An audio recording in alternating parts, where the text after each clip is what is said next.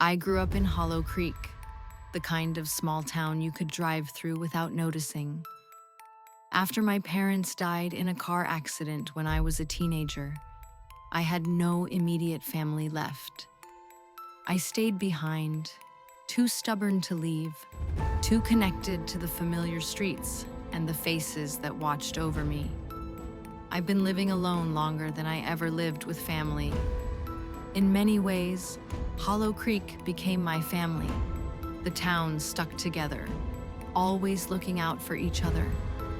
We were a web of watchful neighbors, borrowed sugar, and shared Sunday dinners. It was all the family I had.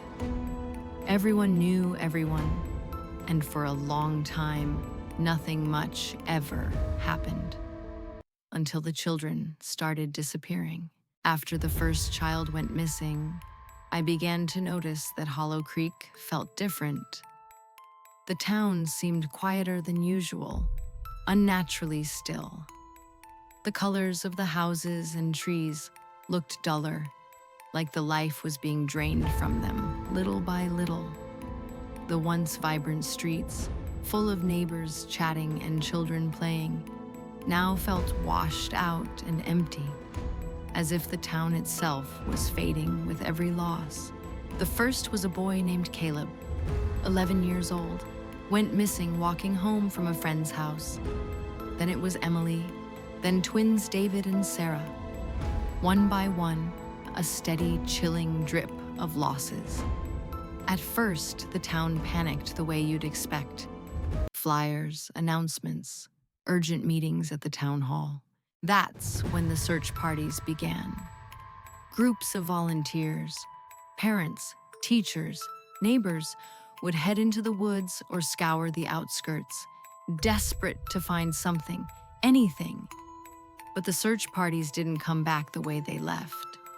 At first, we thought they got lost too. A few days after each search began, someone from the party would reappear, alone.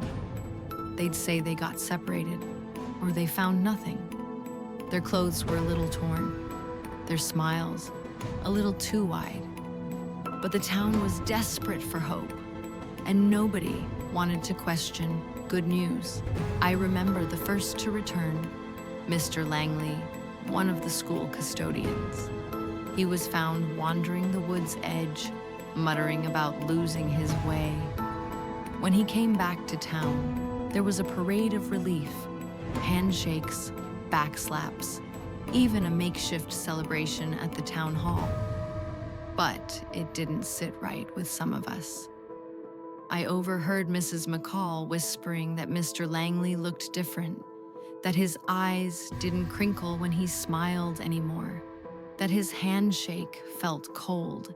I noticed it too. The way he lingered too long in conversations, repeating phrases like, "It's all right now," in a way that sounded rehearsed. Others started to whisper, but then they joined the next search party. And when they returned, their doubts were gone. They laughed at anyone who questioned it. They told me I was tired, paranoid, that the stress was making me see things that weren't there. I was part of the third search. I volunteered because it was my neighbor's son who'd gone missing.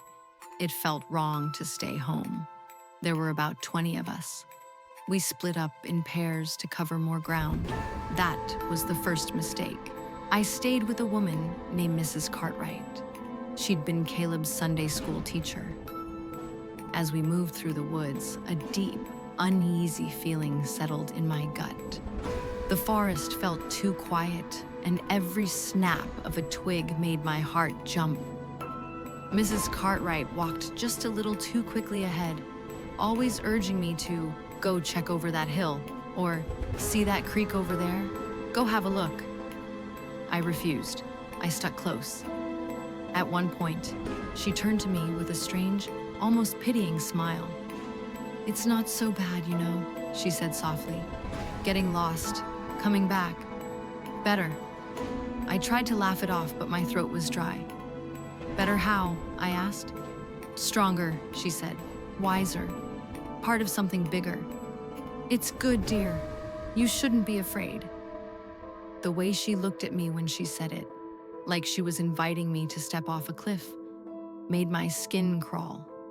I wanted to run, to put as much distance between us as possible. But the thought of being alone in those woods was worse. So I stayed. I kept her in my sight, but out of reach. When we regrouped hours later, fewer of us were left. At the town hall afterward, the missing weren't discussed the way you'd think. There was no mourning, just more planning, more searches. The faces I used to know, familiar, friendly, began to change. People I grew up with were different. Their voices lacked something. Their eyes seemed empty. They insisted we needed more volunteers. Bigger groups, they said. We have to spread out farther. I began to realize I wasn't just losing my neighbors. I was losing Hollow Creek itself. The children who returned, the ones we found, weren't really themselves either. Quiet, staring, rarely speaking unless prompted. A few kids just stood for hours outside their old houses, looking confused. I tried to talk to my best friend, Leela. She'd come back after one of the searches. She smiled at me the way she always did, except her smile lasted too long, like she was waiting for me to mirror it. When I mentioned the strangeness, she laughed it off. "You're tired," she said. "You should rest. Join us tomorrow." "Join us," kept echoing in my mind. Now, almost everyone is searching. The town feels busy, but hollow. Tonight, they're organizing another search. I've been invited. I sit in my bedroom, lights off, watching from the window as they gather. Faces illuminated by flashlights, smiling too wide, waving me over. I know now that if I step outside, if I join them, I won't come back. But if I stay, I don't think they'll let me. The knock on my door just came. I can hear them calling my name from outside, their voices soft and sickly sweet, promising safety, promising peace. My heart pounds so loudly it drowns everything else out. Every instinct in me screams to run, to hide, but there is nowhere left to go. The faces waiting beyond my door are not the faces I once knew. If I open the door, I lose myself. If I refuse, I don't think they'll let me stay myself for long. Both choices feel like death. One is just slower.